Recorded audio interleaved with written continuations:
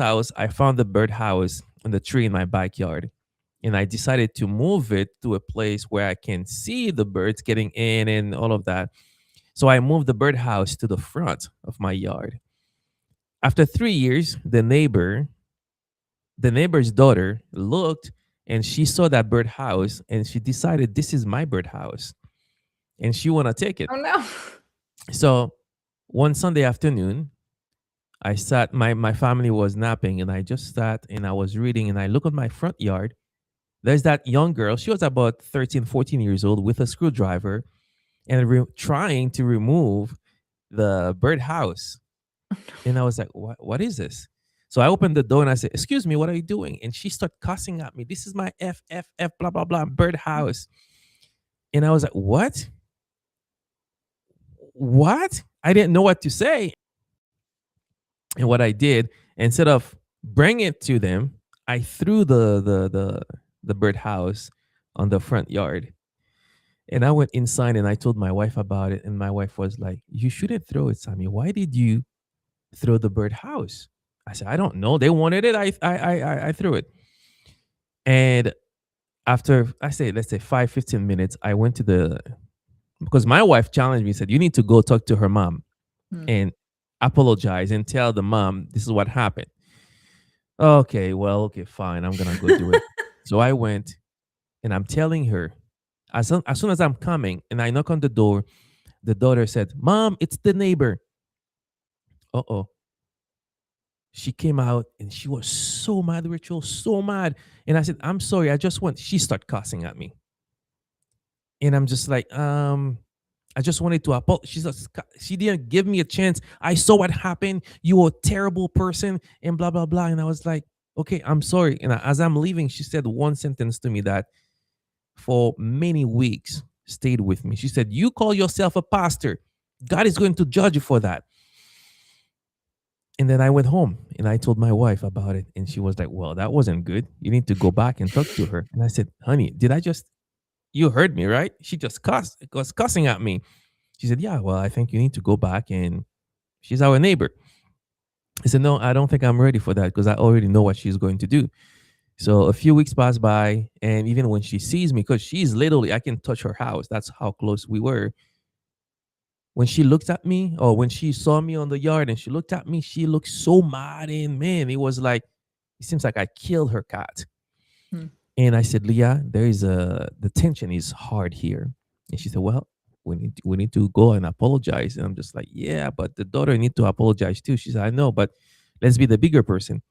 Anyway, there was one Sunday I had a prayer meeting at my house and the lady stayed with Leah and the man came with me to the studio and I was telling the man about the situation and they said, Sammy, you need to go and apologize.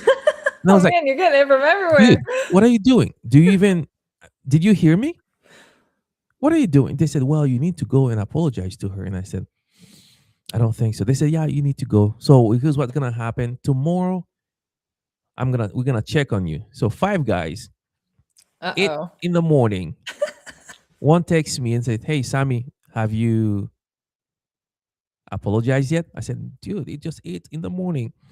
2 hours later, another one texts me. So how did it go? I said, well, I haven't done it.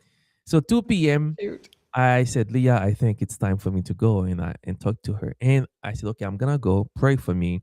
I memorized one sentence, Ritual. I will knock on the door and I will tell her, I'm so sorry. I shouldn't throw in the birdhouse. Would you forgive me? I memorized that one sentence. And no word of a joke, as I'm walking to from my yard to her yard, my legs were shaking like leaves. Like I was so scared. I said, I know what she's gonna say to me. She's gonna cuss at me. So I knock on the door, and the daughter opened the door again. She said, Mom, it's the neighbor. And I'm just, oof.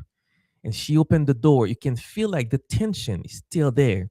Mhm. And I looked at her and I said, I just want to apologize because I shouldn't thrown the birdhouse. Would you forgive me?